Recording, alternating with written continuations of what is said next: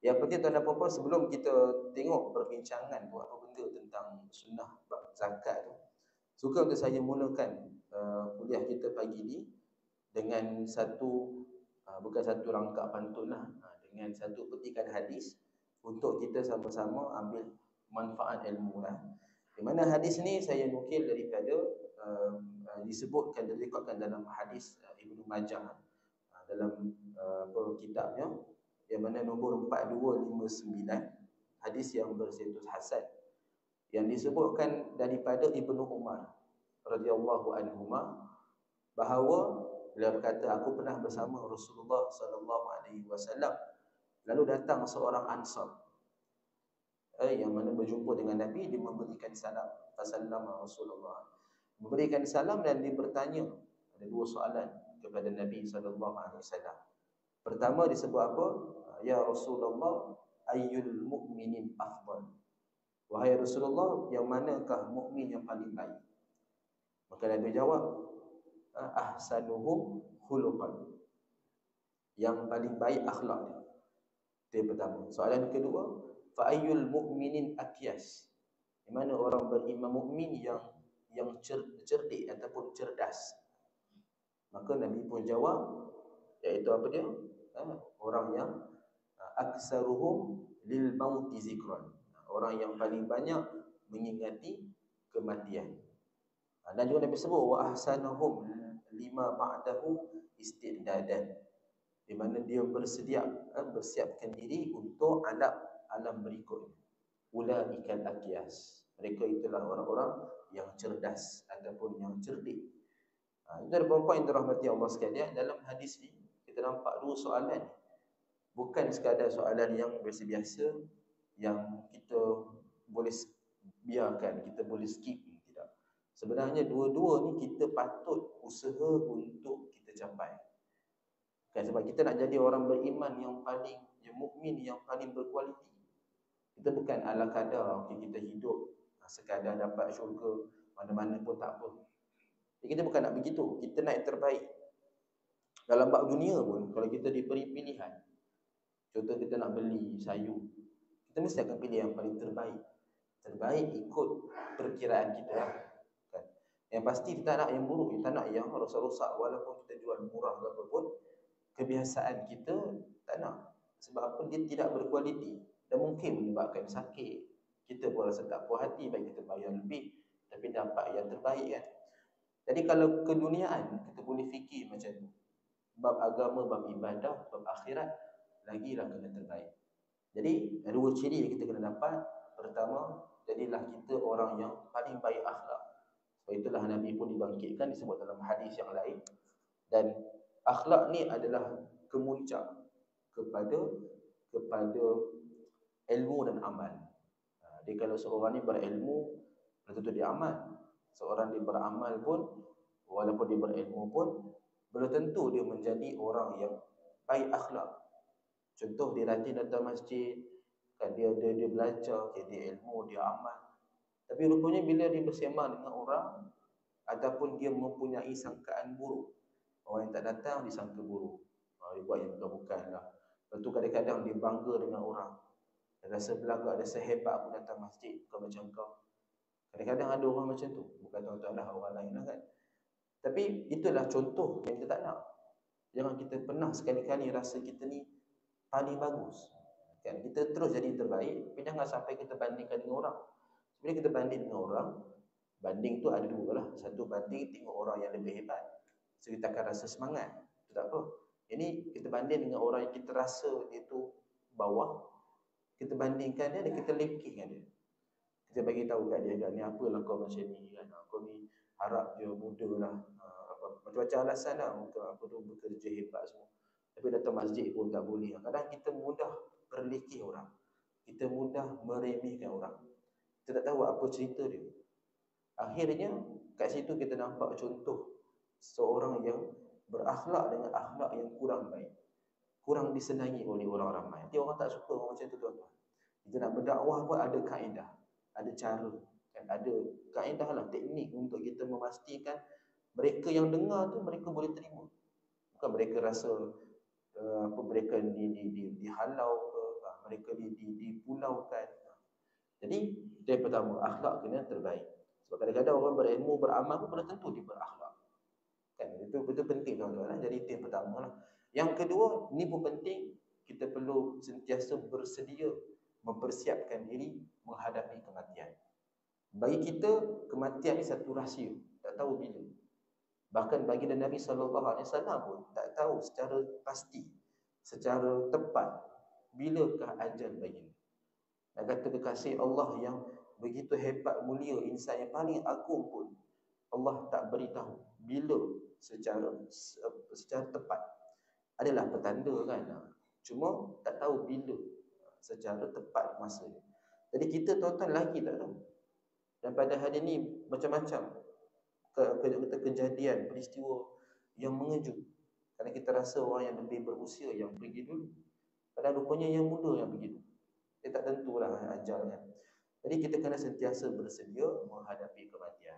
Jadi inilah mukmin yang paling cerdik tuan-tuan. Mudah-mudahan kita dapat dua-dua ni, akhlak pun terbaik dan bersiap sedia menghadapi kematian, insya-Allah. Betul. Jadi kita bersambung pada pagi ini pada adab, ya, pada bab tentang adab, bab yang ke-18. Kita bincangkan pada sunnah ke-90 yang bertajuk doa penerima zakat untuk pembayar zakat. Penerima ni bukan asnaf. Amil lah, doa amil. Doa amil kepada yang membayar zakat. Tengok dulu apa dia punya ayat Quran dan hadis dulu. Baik, ayat Quran ni semalam kita dengar dalam khutbah. Pada awal khutbah yang disebutkan dalam surah At-Taubah, surah ke-9 ayat 103. Kita dah baca maksud dia dalam. Allah berfirman yang bermaksud, ambillah zakat daripada sebahagian harta mereka. Dengan zakat itu kamu ni nak menuju kepada Nabi lah, membersihkan dan menyucikan mereka, dan berdoalah untuk mereka. Yang disebut dalam Al-Quran apa? Tutahhiruhum wa tuzakkihim. Tahhir ni bersih, zaki, zakat lah tu, suci kan. So bersih daripada keburukan, akhlak yang tak elok, dan sucikan daripada dosa lah. Itu antara hikmah kita bayar zakat. Dan juga Allah sebut dalam Al-Quran tu wasalli alaihim. Istilah yang Allah gunakan, yang kalamullah, adalah salli. Yang kita faham salli ni selawat kan, tapi salli ni pun membawa maksud doa. Jadi kalau Nabi amalkan, Nabi akan sebut salli. Nabi ambil, maknanya Nabi amal berdasarkan apa yang Allah suruh. Tapi sebab ayat tu dia khusus kepada Nabi SAW. Jadi Nabi gunakan istilah tu. Apa bukti tu kan dalam hadis Al-Bukhari 1497. Hadis sahih. Hadis tak ada dalam khutbah semalam, tak ada. Jadi dalam hadis ni, kalau kita perasan matan hadis, disebutkan Nabi doa Allahumma salli. Nabi sebut salli. Nabi boleh gunalah sebab Nabi yang menerima selawat. Kan salli itu kan makna asal selawat kan. Jadi Nabi boleh guna salli. Kan Nabi yang menerima selawat, dan Nabi boleh gunakan istilah. Tapi kalau kita pada hari ini, kita tak guna istilah salli kepada orang biasa lah kan. Contohlah kita ni amil, so kita terima pembayaran zakat daripada seseorang. Zakat harta lah, biasa dah cukup tahu kan. Dan kita pun sebut Allahumma salli alaihi, tak ada. Dia tidak gunakan perkataan salli. Ayat tadi tu merujuk kepada Nabi SAW. Cuma kita amalkan doa. Tak ada satu doa yang disebutkan dalam mazhab kita. Biasa yang ambil tu tahulah, dia ada macam diberikan kalender tu kan. Kat situ dia ada letak doa. Doa yang boleh dibaca kepada orang yang membayar zakat. Nanti kita akan tengok apa doa tu dan apa kita kena buat sebagai orang yang membayar zakat. Apa kita kena buat? Nanti kita akan tengok. Kita tengok dulu hadis. Hadis ni daripada Abdullah bin Abi Aufa. Beliau berkata, yang bermaksud apabila Rasulullah SAW didatangi oleh satu kaum yang membawa sedekah. Sedekah kat sini membawa maksud zakat lah. Yang dalam ayat Quran pun sebutkan sedekah tu pun bermakna zakat. Walaupun disebutkan huzmin amwalihim sadaqah. Sebab itulah kita panggil zakat ni, nama lain dia sedekah wajib. Sedekah yang mesti kena dikeluarkan. Jadi disebut kat situ, baginda Nabi mendoakan mereka Ya Allah, limpahkan keberkatan dan ampunilah kesalahan mereka. Dalam hadis Nabi cuma sebut ringkas, Allahumma salli ala Abi Aufa, Allahumma salli ala Ali Fulan. Nabi cuma sebut salli, tapi bila dihuraikan apa makna salli ni, yang doa tadi, diberikan maksud limpahkan keberkatan, ampunilah dosa. Sebab apa macam ni? Sebab daripada ayat Quran tadi, tutahhiruhum wa tuzakkihim. Tutahhiruhum kan bersih kan. Jadi bersih ni bermakna tentang akhlak kan. Jadi iaitu daripada sudut yang kita bayar zakat ni, mudah-mudahan harta yang kita ada ni jadi berkat. So bersihlah, dia hilanglah segala keburukan, kekurangan dalam harta. Sebagai contoh, kita bekerja, biasa majoriti orang bekerja dia dapatlah duit kan, gaji ya, ataupun sagu hati, allowance. Kadang-kadang dalam pekerjaan kita ni ada kelompongan. Mungkin isu masa, mungkin isu kualiti, macam-macam lah kan. Mungkin kita datang lambat, kita balik awal, kan, macam-macam lah. Kita mungkin bercuti. Jadi kadang-kadang kita dapat ni gaji tetap ataupun gaji banyak, tapi pekerjaan kita tu tak setanding dengan apa yang kita dapat. So ada kelompongan tu. Dan itu biasa, orang tak nak elak lah. Siapa-siapa pun ada kan. Cuma mungkin banyak sikit lah. Jadi kita tak nak apa-apa yang menjadi hujah, macam menjadi hujah ke atas kita di akhirat sana kan. Dapat gaji tapi tak bekerja kan, rupanya curi tulang lah, rupanya ada yang tak betul. So tak nak benda tu jadi satu masalah di akhirat. Sebab tu kita bayar zakat ni antara hikmah lah. Kita bayar zakat so nak bersihkan segala-galanya apa yang sepatutnya. Jadi Nabi sebutkan doa tu, kemudian datangnya Abu Aufa dengan membawa sedekah zakat juga, maka Nabi pun doakan. Nabi sebut kat sini, Allahumma salli ala Ali Abi Aufa. Ya Allah, salli, selawatlah ke atas keluarga Abi Aufa. Tapi dalam maksud yang diberikan adalah limpahkan keberkatan dan ampunilah dosa ataupun kesalahan keluarga Abu Aufa. Baik, jadi ini kita dah bacakan hadis ni lah. Apa dia punya kesimpulan? Pertama sekali, Al-Imam Nawawi rahimahullah sebutkan doa tadi tu yang Nabi sebutkan, ya Allahumma salli ala, dia itu adalah selawat sebagaimana firman Allah dalam ayat tadi, dalam 109 ayat surah Taubah, yang mana Allah pun sebutkan istilah salli dan Nabi pun sebutkan istilah salli. Tapi ini hanya untuk Nabi ya. Dan doa Nabi ini menyenangkan pembayar zakat. Kan orang bila dia bayar zakat, kadang-kadang ada setengah orang ni dia dalam keadaan yang macam paksa rela lah. Sebab dia tak boleh buat apa, dia bukan pilihan, dia adalah satu kewajipan. So dia tahu kan dia kena bagi juga daripada harta dia. Cuma kadang-kadang ada orang dia tak sampai hati sebab macam banyak lah. Sebenarnya tak banyak pun kan, 2.5% je. Tapi kadang orang yang mungkin tiba-tiba jadi kaya mengejut, tiba-tiba dapat banyak harta kan, mungkin ada kerjaan yang besar, tiba-tiba nak keluarkan zakat yang 2.5 jadi macam berat lah, macam banyak kan. Jadi bila macam tu dia akan rasa macam susah nak keluarkan.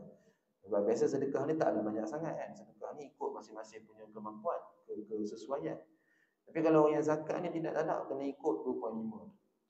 Jadi bila nak keluarkan tu kadang ada orang dia tak sampai hati. Dia kena paksa sikit. Lepas tu bila orang yang ambil, yang menerima zakat, yang maknanya mengutip zakat, so bila dia terima, dia sebut sekadar terima kasih ni macam adat je lah, biasa je.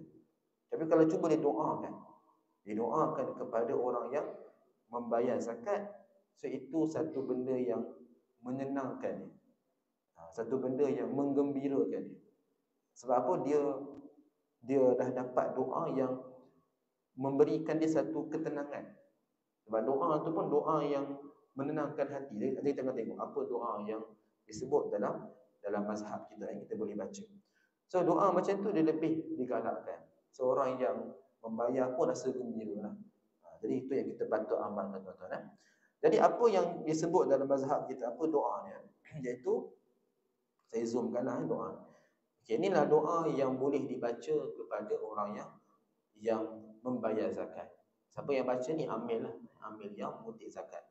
Biasa dalam yang macam kalender tu memang diberikan, dia ada sebut doa ni. Apa doa dia ni? Ajarakallahu fi ma a'taita. Apa maksud dia? Allah memberikan ganjaran kepada kamu dalam apa yang kamu berikan. Satu. Kemudian waja'alahu laka tahran, dan dia menjadikannya bersih kepada kamu. Wa baraka laka fima abqaita, dan dia berkati apa yang berbaki. Baki ni apa? Baki rezeki lah, baki harta yang ada pada kamu. So ada 3 pecahan doa. 3 pecahan doa. Memang doa ni biasa disebutkan dalam, memang diberikan kepada amil. Cuma tuan-tuan dan puan, saya sebut kat sini, kita sebagai orang yang membayar zakat, apabila kita bayar dengan amil lah, kalau bayar online, tak jadilah benda ni kan, doa sendiri je lah. Tapi kalau kita bayar direct, dan biasa pun orang suka bayar direct kan, di mana kita pastikan mereka yang menerima, maknanya amil yang pungut zakat ni, kita pastikan mereka doa dengan doa ni. Kalau mereka tak baca, kita minta supaya mereka doakan. Boleh, tak salah. Seperti mana dalam hadis tadi, yang mana ada sahabat minta Nabi doakan. Ini tak salah, boleh kita minta. Tapi itulah, kadang setengah orang ni, dia nak cepat, dia nak senang. Apa yang dia akan buat? Dia akan dah terima je zakat tu, duit tu, maka dia akan sebut Al-Fatihah. Biasanya macam tu lah, macam style. Ada yang sebut Al-Fatihah. Betul habis Al-Fatihah, okay, dah cukup lah. Kan? Ada juga yang sekadar dia doa angkat tangan, tiba-tiba Rabbana atina fid dunya hasanah. Pun ada macam tu. Boleh dibaca sebenarnya. Cuma dia satu doa ni kalau boleh dikhususkan. Doa ni sebab dia exactly tentang zakat.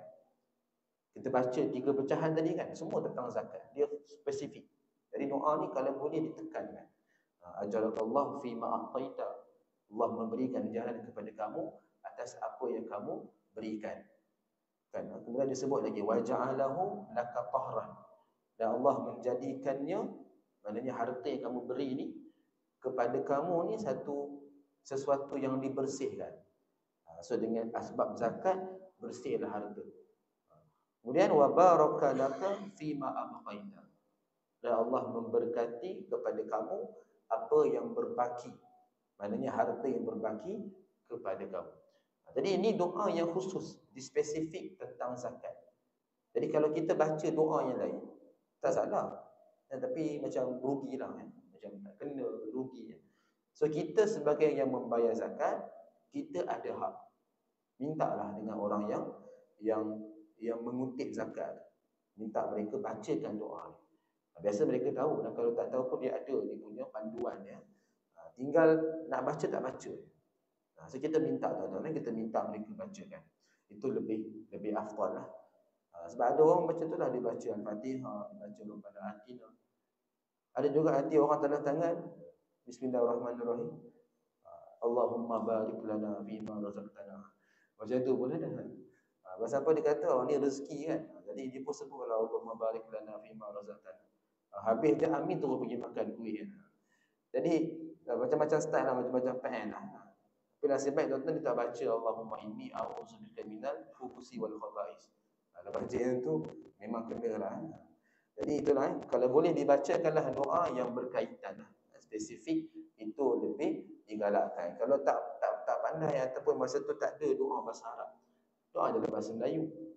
Minta adalah keberkatan rezeki. Kan? Kalau boleh maksud ni lah. Kan? Kita sebut dalam maksud Allah memberi ganjaran atas apa yang kamu berikan. Allah menyucikan harta kamu. Allah berkati harta yang masih ada pada kamu. Ini pun okey juga.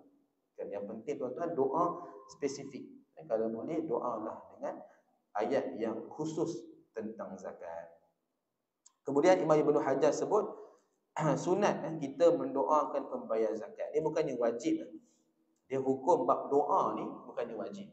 Cuma dalam ayat Quran Allah telah berfirman, wasalli alaihim. Walaupun hukum kat situ sunat, bukannya wajib.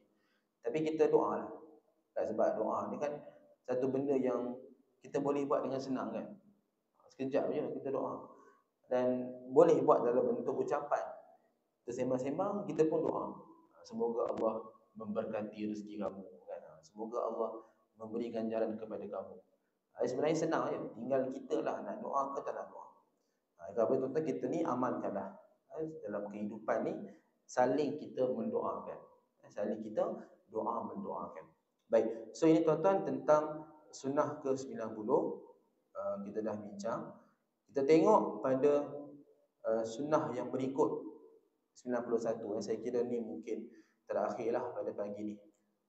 Bertajuk bertasbih apabila takjub. Apabila takjub ni kita rasa pelik, rasa wow, pelik, rasa amazing kan. Rasa kagum. Jadi kita boleh amalkan istilah dia subhanallah. Contoh yang kita biasa amal bila nampak sesuatu yang mungkin indah, mungkin cantik, mungkin nampak pelangi lepas hujan, kita pun sebut subhanallah. Kan kita mungkin nampak pemandangan indah lah. Kan? So kita pun sebut subhanallah. Apa contoh tuan-tuan? Tengok depan cermin, sebut subhanallah. Siapa tu wajah sendirilah. Subhanallah lah tu kan. Indahlah ciptaan Allah ni. Tak apalah. Yang penting kita memuji Allah. Maknanya kita gunakan istilah zikir tadi, memujikan Allah. Jadi macam itulah bila situasi ni kita rasa pelik, kita rasa kagum, kita rasa wow, amazing, cantik, indah, maka gunakanlah subhanallah. Tanda kita apa? Tanda kita iktiraf yang mana Allah tidak bersamaan dengan sifat makhluk. Kan Allah suci. Maknanya Allah suci daripada apa yang tidak layak bagi. Jadi kita mengiktiraf kat situ dengan istilah dia subhanallah. Tengok juga apa contoh yang pernah berlaku zaman Nabi SAW. Jadi hadis pertama, dia ada 4 hadis tuan-tuan.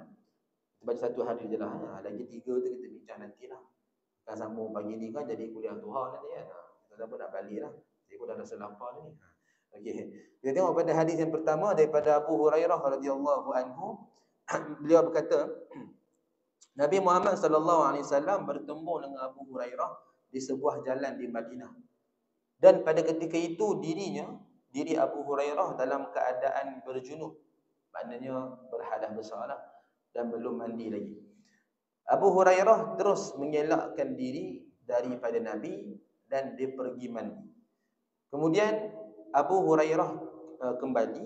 Nabi bersabda, "Wahai Abu Hurairah, dari manakah kamu?" Abu Hurairah menjawab, "Aku dalam keadaan berjunub, jadi aku tidak suka duduk menemani kamu." Maknanya dia segan lah, kita pun segan kan. Nabi Muhammad lantas menjawab, subhanallah, innal mu'min la yanjus. Atau kama qala, subhanallah, sesungguhnya orang beriman ni tidaklah najis. Ini hadis sahih ni, muttafaqun alaih, Bukhari dan Muslim. Antaranya Bukhari 283 tuan-tuan. Baik, so apa yang kita nak faham daripada hadis ni? Satu benda yang sebenarnya menarik. Kita biasa dengar dalam bab fiqh, dalam fiqh, iaitu air mani. Air mani bukan air berduit. Air mani kenapa dia tidak dikira najis? Kan kenapa dia memang disebut dalam fiqh, bab perbincangan fiqh ni. Kita kan kalau kita pernah dengar lah, bila sebut tentang bab hadas besar, dia akan sebut juga air mani tidak bernajis. Apa bukti dia? Sebelum kita tengok apa sebab, tengok bukti dululah, dalil. Dalil pertama yang ni. Dalam hadis ni Nabi sebut dengan jelas orang beriman ni tak najis. Sebab apa? Abu Hurairah kata dia dalam keadaan berjunub. Maknanya dia berhadas besar lah kan. Tapi dia tidak dikira najis. Satu lagi kisah kita biasa dengar, satu ketika yang mana Nabi SAW, kain Nabi yang ada kesan air mani. Dan Sayyidatina Aisyah radhiyallahu anha, dia cuma mengikis daripada tu, dia dah kering kan? Dia mengikis daripada situ dan digunakan untuk mendirikan solat. Jadi itu satu lagi bukti yang mengukuhkan bahawa air mani ni tidak bernajis. Dan kalau tanya kenapa air mani tidak bernajis?